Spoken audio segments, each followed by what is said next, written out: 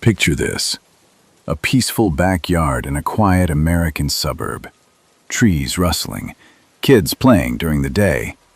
But at night, something changes. You install cameras thinking they'll keep you safe.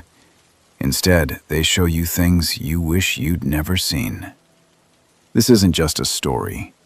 This happened to a guy named Ryan in a small town outside Seattle, Washington. And what started as faint noises ended with him never stepping foot in his own yard again. If you're home alone right now, maybe check your windows before you keep listening. My name is Ryan. I'm 35 now, married, 2 kids. Back in 2024, we bought our first real house in a cul-de-sac neighborhood in Everett, Washington. Big lot, fenced backyard that backed right up to a thick patch of woods. Nothing fancy, but it felt like freedom after apartment living. The first couple months were great. Kids loved the swing set we put up. Wife planted flowers. But around October, things got off. It started with small stuff. At night, I'd hear footsteps on the grass. Not quick, like a dog or cat. Slow, deliberate, like someone walking carefully, trying not to be heard. I'd look out the window. Nothing. Flashlight showed empty yard. Neighbors said maybe deer from the woods. Possible, I guess. Then the scratching on the wooden fence panels, like long nails dragging down, slow and rhythmic. 3 scratches, pause, 3 more. Every few nights, always after 1 a.m. I checked for animals, no claw marks, no fur, just faint grooves that looked fresh. My wife got scared. "We have security cameras now?" I said no, but I ordered 2.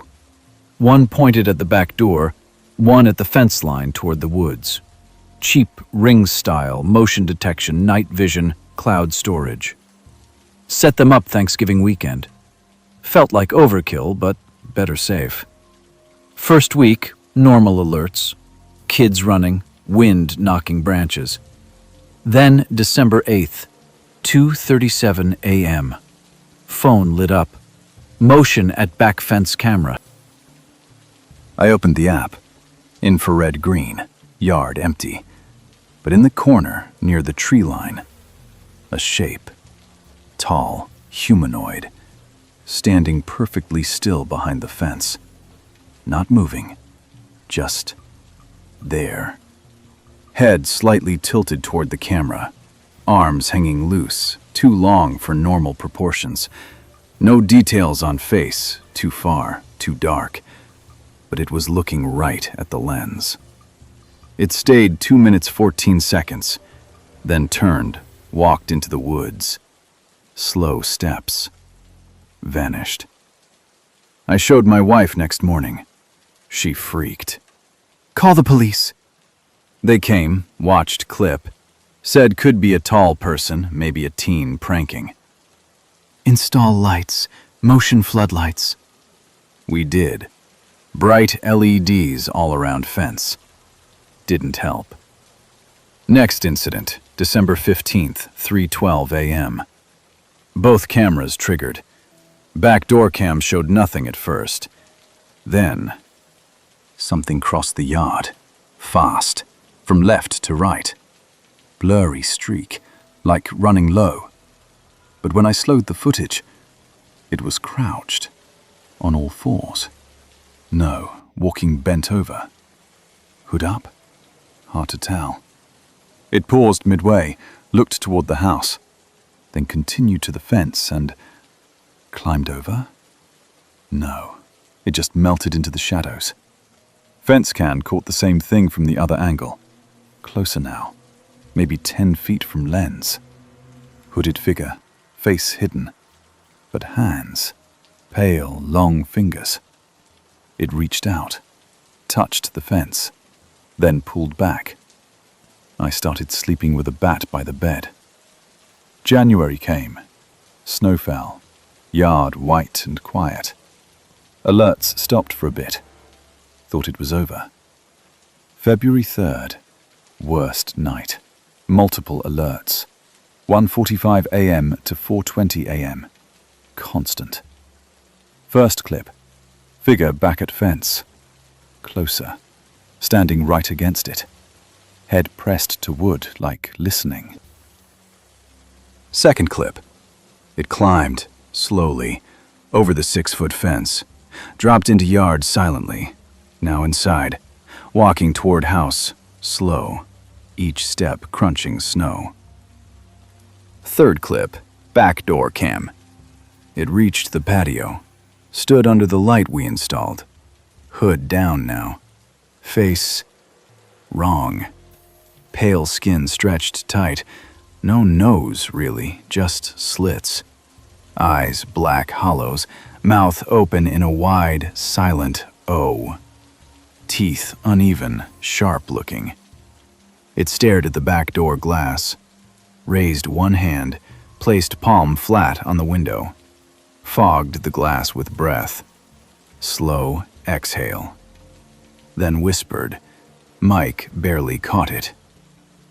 "Let me in."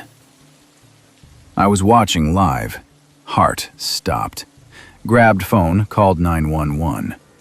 While on hold, watched it turn. Walk back across yard. Stop at swing set. Sat on swing. Slowly rocked. Creaking in snow. Then stood, walked to fence. Vanished into woods. Cops came 20 minutes later. Searched. Found footprints, bare feet, long toes. Not human size. No match to shoes. They said possible mental health issue, someone trespassing.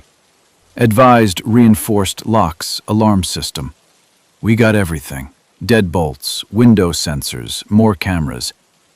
But it didn't stop. March. Warmer. Woods greener. Figure came more often, always at night. Sometimes mimicked sounds. Laughed like my daughter. Knocked like delivery. Once called my name. Soft. Ryan. April 19th. Climax.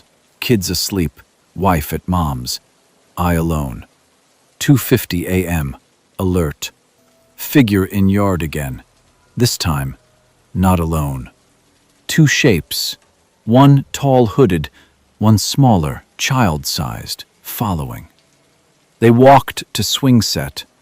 Tall one pushed small one on swing, gentle, like playing.